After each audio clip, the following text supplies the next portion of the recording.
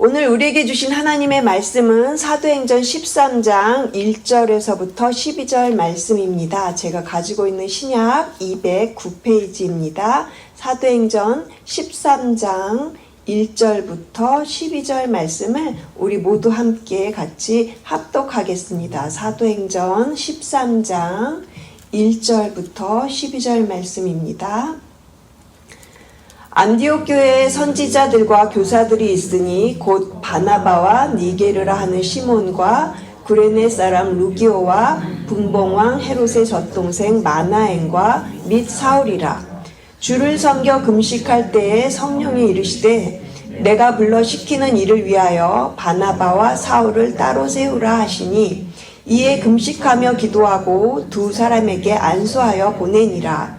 두 사람이 성령의 보내심을 받아 실루기아에 내려가 거기서 배 타고 구브로에 가서 살라미에 이르러 하나님의 말씀을 유대인의 여러 회당에서 전할새 요한을 수행원으로 두었더라.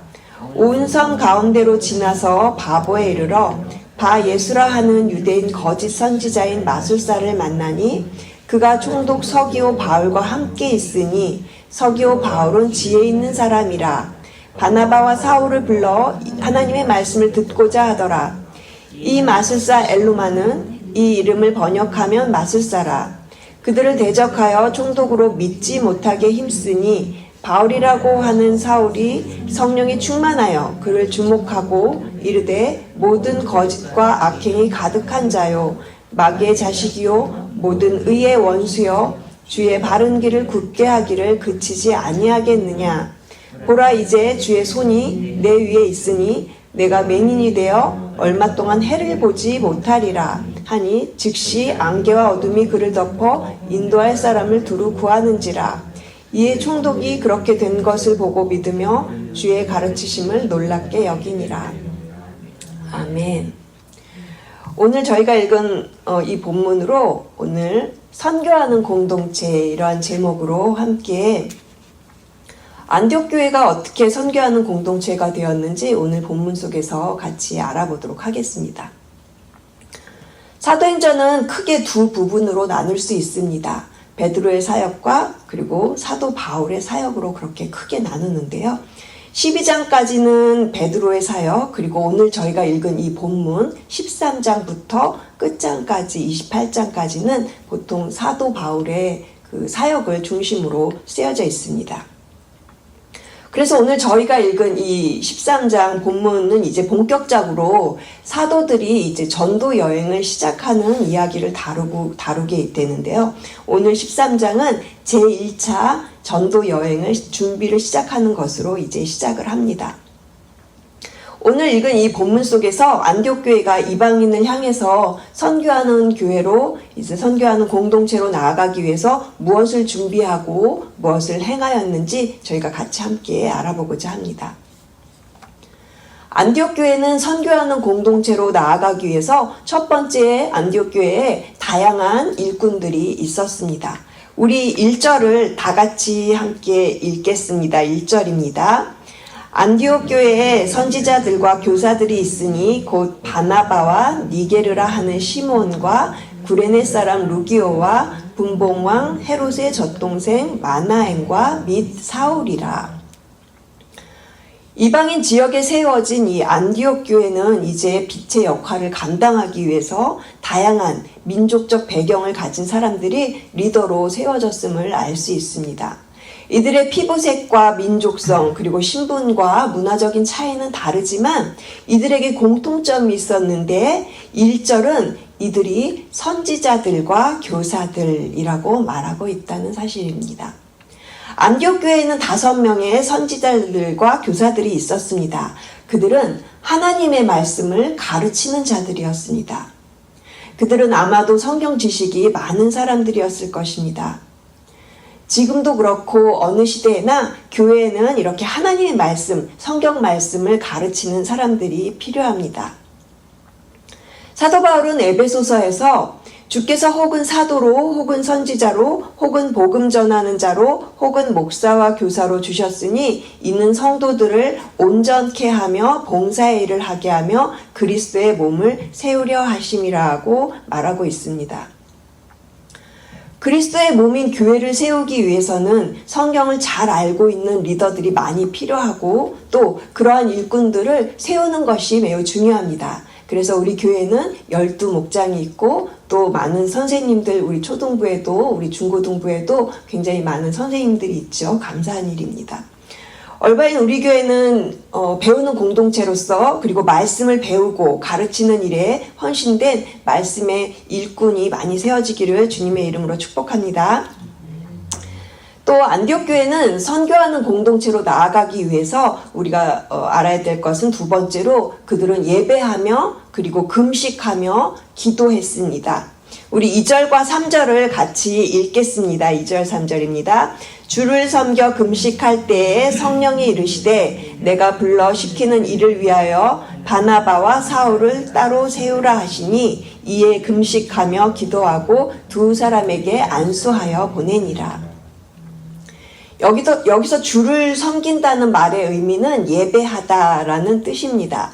안디옥 교회는 예배하는 일에 마음을 다해 진심으로 예배하였습니다. 그러니까 성경이 주를 섬겨 금식하였다라고 표현하는 것이죠. 우리 교회는 예배하는 공동체입니다. 우리도 안디옥 교회처럼 진심으로 예배하는 교회가 되기를 기도합니다. 2023년 비전인 참 제자, 찐 제자의 삶은 예배에서부터 시작됩니다. 몸만 교회당에 나와 있는 것이 아니라 마음과 몸과 뜻과 정성을 다하여 하나님을 사랑하는 삶을 살아가실 때 저와 여러분 우리 모두 자신을 하나님께 드리며 산 제사로 나아가는 진정한 예배자의 삶을 살아가는 것임을 저와 여러분이 이러한 참 예배자, 예배로 주님을 섬기며 살아가시게 되시기를 주님의 이름으로 축복드립니다. 안디옥 교회는 주를 섬겨 금식하였다고 했습니다. 본문에 그 5명의 선지자들과 교사들이 무엇을 위해서 금식했는지는 말하고 있지 않지만 우리가 예상해 볼 수 있는 것은 그들은 하나님의 뜻을 받들어 복음을 땅끝까지 전하는 일을 하기 위해서 간절히 기도하고 금식했을 것입니다. 본문은 금식이라는 말을 2번 사용하고 있습니다. 금식은 간절히 드리는 기도의 형태를 의미합니다. 그런데 내가 원하는 것을 금식하면서 들어달라고 이루어달라고 때를 쓰면서 하는 것이 올바른 금식이 아닙니다. 이사야 58장 6절은 하나님께서 기뻐하는 금식은 흉악의 결박을 풀어주며 멍에의 줄을 끌어주며 압제당하는 자를 자유하게 하며 모든 멍에를 꺾는 것이라고 말하고 있습니다. 하나님이 기뻐하시는 금식은 매인 것들을 풀어주고 자유하게 하며 모든 멍에를 꺾는 것이라고 했습니다. 복음의 진리가 땅끝을 향해서 나아가기 위해서 안디옥 교회는 간절히 금식하면서 기도하고 있는 것을 말합니다. 그리고 안디옥 교회는 바나바와 사도 바울을 따로 세웁니다. 이것은 성경에 나오는 최초의 공식적인 선교사 파송 장면이라고 말할 수 있습니다. 이방을 향해서 최초의 선교사를 보내고 있는 것입니다. 안디옥 교회는 성령의 지시대로 바나바와 사도 바울을 선교사로 보내기 위해서 그들에게 안수하고 그리고 하나님의 일을 해 나갑니다. 복음을 전하는 일은 주의 영, 하나님의 성령의 역사로 이루어집니다. 성령의 보내심을 받아서 선교하는 공동체로 나아가게 되는 것입니다. 우리 계속해서 4절과 5절을 같이 읽겠습니다. 4절과 5절입니다. 두 사람이 성령의 보내심을 받아 실루기아에 내려가 거기서 배 타고 구브로에 가서 살라미에 이르러 하나님의 말씀을 유대인의 여러 회당에서 전할새 요한을 수행원으로 두었더라. 안디옥 교회가 그들을 파송하였지만 실제로는 성령께서 그들을 세우시고 보내셨던 것입니다. 하나님께서 그들을 부르시고 그들을 준비시키시고 그들을 보내십니다. 그들은 구브로의 살라미에서 1차 전도 여행을 시작합니다. 바나바와 이 사도 바울은 구브로의 살라미에서 하나님의 말씀을 전하기 시작합니다. 사도행전 4장 36절은 구브로가 바나바의 출생지라고 그렇게 기록하고 있고요. 그리고 수행원으로 돕기 위해서 지금 함께 가는 요한은 마가 요한을 말하고 있습니다. 골로새서 4장 10절은 마가 요한이 바나바의 사촌이라고 생질이라고 그렇게 표현을 하고 있습니다. 전도사역은 혼자 할 수 있는 일이 아닙니다. 전도사역을 할 때에는 동역자와 또 돕는 사람들이 많이 필요합니다. 주께서도 친히 제자들을 불러서 주의 일에 또 전도하는 일에 참여하게 하셨던 것처럼 오늘날에도 이 복음사역, 전도사역에는 신실한 동역자와 돕는 자들을 많이 필요로 합니다. 얼바인 우리 교회에 이렇게 하나님의 신실한 일꾼들과 돕는 자들이 많이 세워져서 선교하는 공동체로 계속해서 나아가게 되기를 주님의 이름으로 축복합니다. 저희 이제 6절과 8절을 보시겠습니다. 제가 읽겠습니다. 온 섬 가운데로 지나서 바보에 이르러 바예수라 하는 유대인 거짓 선지자인 마술사를 만나니 그가 총독 서기오 바울과 함께 있으니 서기오 바울은 지혜 있는 사람이라. 바나바와 사울을 불러 하나님의 말씀을 듣고자 하더라. 이 마술사 엘루마는 이 이름을 번역하면 마술사라. 그들을 대적하여 총독으로 믿지 못하게 힘쓰니 이제 이들은 안디옥을 출발해서 실루기아로 구브로 살라미로 그리고 이제는 바보 지역이라는 곳으로 왔습니다. 그런데 이곳에서 어떤 그 복음의 방해자를 만나게 되는데 바로 유대인 거짓 마술사 바예수라는 사람을 만나게 됩니다. 이 사람이 총독이 예수를 믿지 못하도록 계속 방해하였다고 그렇게 성경이 말하고 있습니다. 이 바예수라는 거짓 선지자는 분명히 마귀의 종이었습니다. 사탄은 항상 사람들에게 거짓된 것을 믿게 해서 하나님의 구원의 일을 방해합니다. 8절 보시면 이 마술사 엘루마는 바나바와 사도 바울을 대적하여 총독으로 믿지 못하게 힘썼다고 했습니다. 개역 한글에 보니까 이 엘루마를 번역하면 박수라고 그렇게 표현하고 있음을 보았습니다. 하나님의 바른 종들을 대적하는 것은 언제나 큰 죄가 됩니다. 또한 다른 사람을 믿지 못하게 하는 것이나 그들을 바른 믿음에서 떨어지게 하는 것도 큰 죄악이 됩니다. 하나님의 일에는 언제나 이렇게 방해하는 세력이 있고 또 난관이 찾아오게 됩니다. 그러나 사랑하는 성도 여러분, 하나님께서 살아계시니 우리가 두려워하거나 염려할 것이 없습니다. 디모데후서 1장 7절에서 8절 말씀은 하나님이 우리에게 주신 것은 두려워하는 마음이 아니요 오직 능력과 사랑과 근신하는 마음이니 그러므로 네가 우리 주의 증거와 또는 주를 위하여 갇힌 자 된 나를 부끄러워하지 말고 오직 하나님의 능력을 좇아 복음과 함께 고난을 받으라. 하나님은 두려운 마음을 주시지 않습니다. 하나님께서 주시는 마음은 오직 능력과 사랑과 절제하는 마음을 주십니다. 이것이 성령 충만한 사람들에게 주시는 마음입니다. 그래서 사도 바울은 성령이 충만해서 이 마술사를 향해서 담대하게 하나님의 징벌을 선포할 수 있게 됩니다. 9절에서 11절 제가 읽겠습니다. 바울이라고 하는 사울이 성령이 충만하여 그를 주목하고 이르되 모든 거짓과 악행이 가득한 자요 마귀의 자식이요 모든 의의 원수요 주의 바른 길을 굽게 하기를 그치지 아니하겠느냐. 보라 이제 주의 손이 내 위에 있으니 내가 맹인이 되어 얼마 동안 해를 보지 못하리라 하니 즉시 안개와 어둠이 그를 덮어 인도할 사람을 두루 구하는지라. 이에 총독이 그렇게 된 것을 보고 믿으며 주의 가르치심을 놀랍게 여기니라. 사도 바울은 성령 충만함으로 지혜와 능력과 큰 담력을 얻었습니다. 그가 바 예수에게 선포한 하나님의 징벌은 그대로 이루어졌습니다.